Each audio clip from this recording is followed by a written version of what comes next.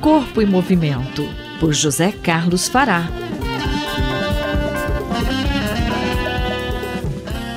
A coluna Corpo em Movimento esclarece algumas informações aparentemente contrastantes sobre a influência da atividade física na prevenção de doenças, incluindo a Covid-19. Um artigo em fase de preprint de pesquisadores da Universidade de São Paulo mostrou que a atividade física não interferiu na evolução de casos graves da Covid-19. Porém, o professor Fará explica que mesmo se tendo chegado a esse resultado com pacientes graves e hospitalizados, a atividade física continua sendo um atenuador na prevenção de várias doenças. Quando ela é praticada com regularidade, ela melhora o sistema imunológico, diminuindo assim as chances de infecção do organismo. E mesmo se a pessoa vier a ficar doente, ela poderá passar pelo problema de forma mais branda. Olá, ouvintes.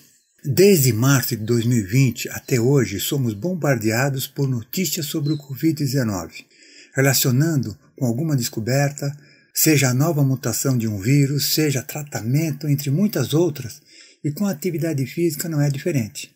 Essa quantidade de informação é benéfica por um lado, mas por outro pode confundir.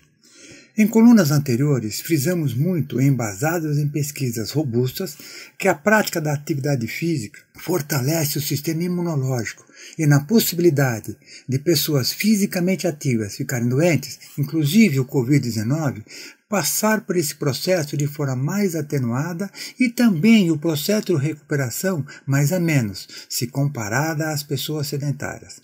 Para esclarecimento, foi divulgado um artigo nas mídias sociais muito interessante sobre o título "Atividade física não interfere na evolução de casos graves de Covid-19". Para um leitor menos atento, pode entender que a prática da atividade física não interfere em casos de Covid. Digo isso porque muitos leitores e colegas das áreas da atividade física nos procuram para opinar. Esse artigo foi publicado no portal chamado MediRevix, que pronunciando-se MediArchive, onde se lê na sua página principal, abro aspas, que é um arquivo online gratuito e servidor de distribuição para manuscritos completos, mas não publicados, ou seja, os chamados pré-prints, nas ciências médicas, clínicas e relacionadas à saúde. Os pré-prints são relatórios preliminares de trabalhos que não foram certificados por revisão por pares. Eles não devem ser usados para orientar a prática clínica ou comportamento relacionado à saúde e não devem ser relatados na mídia como informação estabelecida. Mas o artigo é muito esclarecedor porque o objetivo era o de analisar pacientes graves, friso, graves, e a conclusão é de que entre os pacientes hospitalizados com Covid graves, a prática da atividade física anterior não teve influência no tempo de recuperação ou na cura desses pacientes. Esse achado é importante e me permito a comparação, desmistifica o histórico de atleta em casos graves. Professor, a prática da atividade física é recomendada para a prevenção de Covid-19? Sim. A prática da atividade física pode prevenir esta e outras doenças, como já expusemos muito aqui. O artigo é esclarecedor no que diz a respeito à gravidade da doença, onde se constatou que não há influência da prática da atividade física anterior. Mas, nas palavras de um dos autores, o professor Bruno Gualano, da Faculdade de Medicina USP, afirma que os benefícios da atividade física existem, mas aparentemente vão só a um certo ponto, o que é verdade. Então, devemos continuar com as atitudes e cuidados preventivos em relação ao Covid-19 ou outras doenças, como evitar aglomerações, o uso de máscaras, a higiene e a prática da atividade física. Este é José Carlos Fará, falou comigo, Ivanir Ferreira, para a Rádio USP. Anote aí, se você tiver alguma dúvida ou queira mandar alguma sugestão para essa coluna, envie um e-mail para ouvinte@usp.br, aos cuidados do professor Fará. Corpo em Movimento, por José Carlos Fará.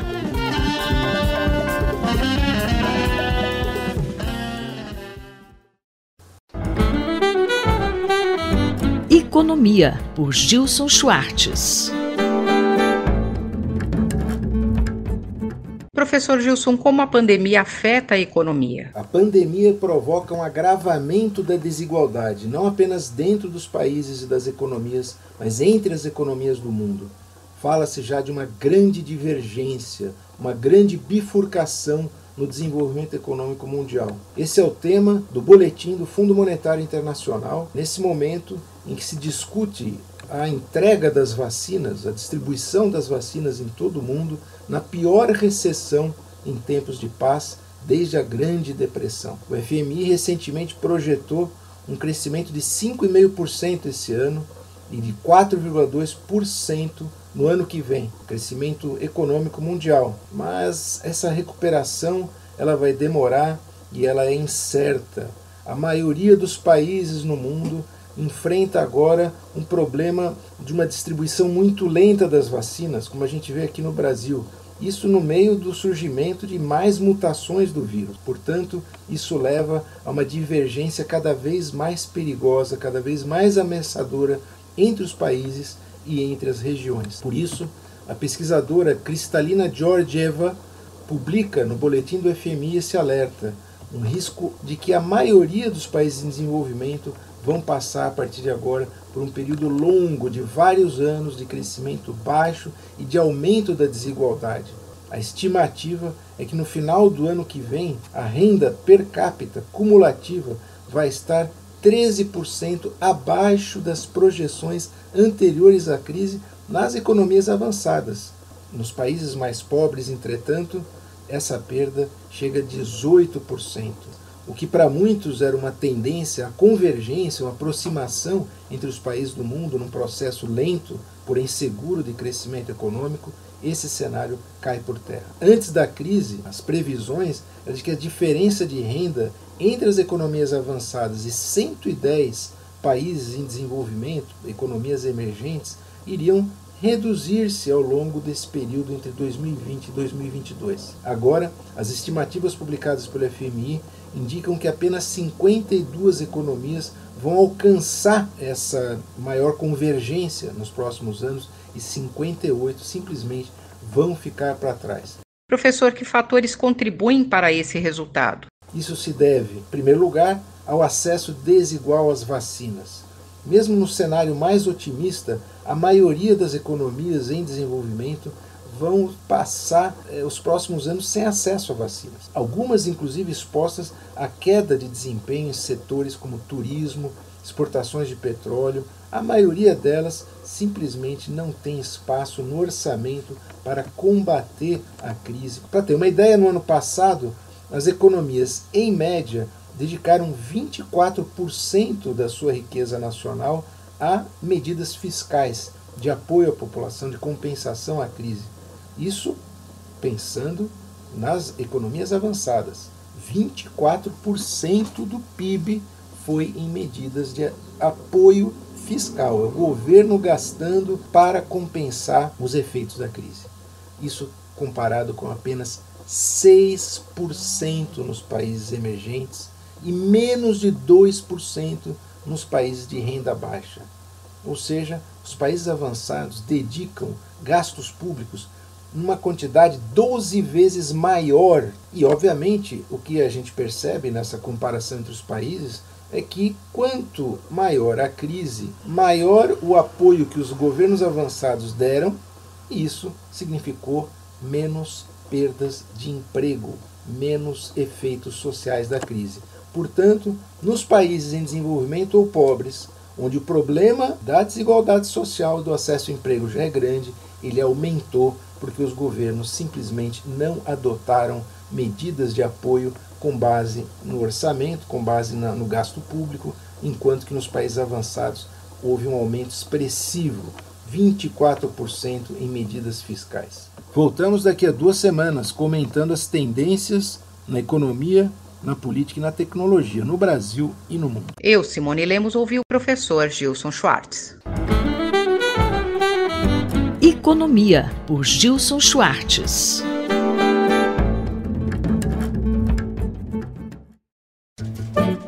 Horizontes do Jornalismo, por Carlos Eduardo Lins da Silva. Professor Carlos Eduardo, a Folha de São Paulo acaba de completar 100 anos. O que o senhor gostaria de destacar dessa trajetória? A Folha é um dos jornais mais importantes do Brasil e nos últimos 37 anos tem sido o diário com maior circulação paga do país. Além disso, o jornal se destacou, principalmente nos últimos 40 anos, por uma atitude editorial muito ousada e frequentemente bastante defensora dos princípios da democracia. Mas o que eu gostaria realmente de destacar é o fato de que o jornal Folha de São Paulo tem tido uma atitude de autocrítica que me parece muito importante. Ela é o único jornal brasileiro a ter a instituição do Ombudsman, que já teve à sua frente 13 profissionais. E o Ombudsman é, na minha opinião, uma das melhores formas de um jornal exercer autocontrole e permitir que os leitores tenham uma participação mais intensa na sua vida. Também foi a Folha o primeiro veículo importante de informação jornalística no Brasil a criar uma coluna fixa diária para o registro dos seus próprios erros. Isso também me parece uma coisa que deve ser destacada. E, além disso, a Folha tem tido também, com muita frequência, uma atitude de transparência com o público, com a sociedade, que também me parece uma coisa importante. Por exemplo, foi o primeiro veículo a divulgar massivamente o seu manual de normas de redação, onde o leitor podia encontrar, e pode até hoje, argumentos para se contrapor a eventuais erros ou a eventuais descumprimentos das regras do próprio manual. Eu acho que nesse momento em que o jornalismo vive a sua pior crise e que já se prolonga há tantas décadas, é fundamental que os profissionais de imprensa mantenham uma atitude diante da sociedade de mais humildade e de mais autocrítica. Por isso que eu acho que a Folha tem sido tão importante e espero que continue a manter esse padrão durante bastante tempo ainda.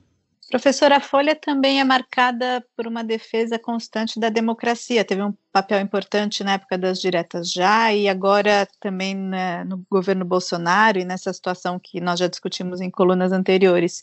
O senhor acha que o jornal está seguindo no caminho certo para manter esses valores democráticos que marcaram esse tempo todo? Eu acredito que sim, com muito mais dificuldades do que no passado, por causa dessa crise estrutural que a indústria do jornalismo sofre.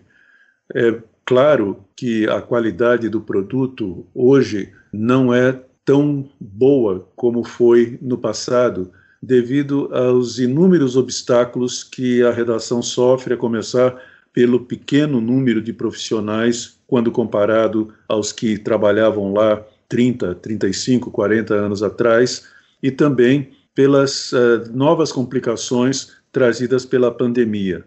Hoje em dia, fechar um jornal com os jornalistas separados fisicamente uns dos outros é uma tarefa muito mais complicada do que foi anteriormente, porque você perde a visão global da edição quando as pessoas estão tão distanciadas como elas estão atualmente. Então, apesar de todos esses problemas e apesar de ser incontestável que há uma queda de qualidade no produto, eu acho que a Folha continua tendo algumas das características que a fizeram destacar-se no cenário político nacional de coragem, de ousadia e, como você disse, de defesa dos princípios da democracia. O jornalista e professor Carlos Eduardo Lins da Silva, colunista da Rádio USP, conversou comigo, Márcia Blasques.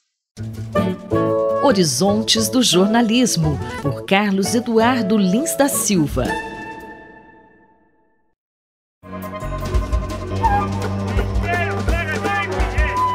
Saúde e Meio Ambiente, por Paulo Saldiva.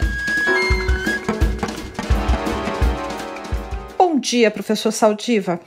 Em meio ao alto contágio da Covid-19 no país, agora temos no Acre mais um problema ambiental, causado pelas chuvas. Quais as consequências para a população local, professor? Alô, Cinderela, olá, ouvintes da Rádio USP, é um prazer estar aqui falando com vocês de novo sobre meio ambiente e saúde humana. Eu vou pegar como tema central a crise ambiental quase sem precedentes que no momento graça no Acre. Inundações deixaram mais de 20 cidades submersas completamente, com perdas muito grandes para a população e para o município. Essas chuvas também, que causaram as inundações, propiciaram, junto com o calor que se alterna, a eclosão de larvas de Aedes aegypti e, consequentemente, o espalhamento das arboviroses, dos quais a dengue talvez seja mais eloquente. E, ao mesmo tempo, o contato interpessoal faz com que a região norte, como um todo, experimente uma crise com aumento de casos de Covid-19. Está desenhada, então, nesse cenário, uma conjunção de fatores naturais, sociais e de agentes biológicos e climáticos, criando uma devastação em território brasileiro. Por outro lado, quando você acompanha a dramaticidade desse cenário que ocorre no Acre e se vê a repercussão desse tema na mídia, na grande mídia, se percebe que o ambiente político, a prisão de deputados que colocaram bobagem na rede social e pegaram até contra o Estado Democrático, ocupa mais espaço, pelo menos aqui no Sudeste, pelo menos nos elementos de imprensa que acompanham. Isso diz muito também sobre a questão ambiental. Aparentemente, os grandes centros, quando vem uma tragédia como a que está acontecendo no Acre, ocorrer a grandes distâncias, não conseguem desenvolver uma visibilidade e medidas de amparo e proteção.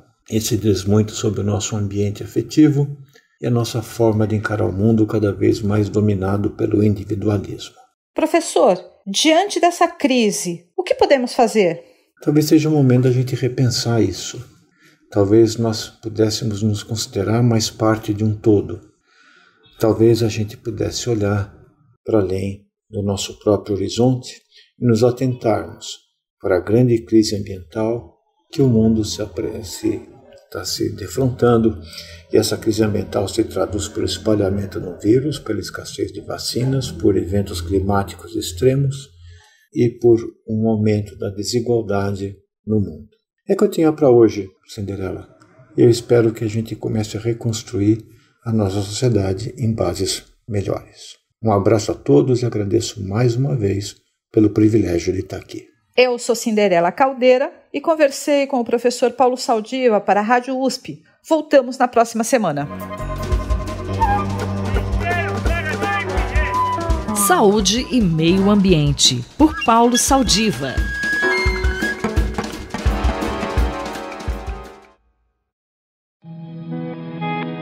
Ouvir imagens com Gisele Beigelman. Professora, na última coluna falamos sobre museus e inteligência artificial e muitos ouvintes pediram mais informações sobre o tema. Mas olha só que coincidência, Leila. Acabou de ser inaugurada no MEIAC, Museu Extremenho e Ibero-Americano de Arte Contemporânea da Espanha. O museu está comemorando 25 anos, com uma mostra física e online inteiramente devotada a essa relação arte e inteligência artificial, com obras dos anos 2000 até o presente. Essa exposição se chama Algorritmia, tem curadoria do Gustavo Romano e contempla as novas aquisições do Netescópio, que é o acervo de arte digital do MEIAC, e obras digitais que já pertenciam à sua coleção. Entre as mais antigas está, por exemplo, o vírus artístico da Eva e do Franco Mates, o Biennale tupi, que foi apresentado na 49ª Bienal de Veneza, em 2002. Esse vírus é uma obra de arte e um vírus de computador ativo, que reproduz infinitamente o seu código-fonte, infectando e desinfectando um computador como se fosse uma espécie de Sísifo maquínico. Entre as mais novas está Guadiana, do Montadas, um artista super conhecido internacionalmente e muito próximo ao Brasil. Guadiana é uma trilogia de vídeos que descrevem ações relacionadas a processos de territorialização e desterritorialização ao longo desse rio, e tudo isso é feito com imagens retiradas do Google Maps, criando uma tensão entre o visual e o analítico, entre o mapa e o território, entre natureza e código. E a senhora também participa dessa exposição? É verdade, eu compareço sim na mostra, estou super feliz e muito orgulhosa com um projeto de 2004 que, em tempos de deepfakes e novas manipulações algorítmicas como as que nós estamos vivendo, está novamente muito atual. Eu reproduzo aqui as palavras do Gustavo Romano, do curador, sobre o projeto. Em seu projeto Code Up, Gisele Beigelman, eu mesma, lembra que as imagens digitais são produto da linguagem, mas de uma linguagem estritamente programada.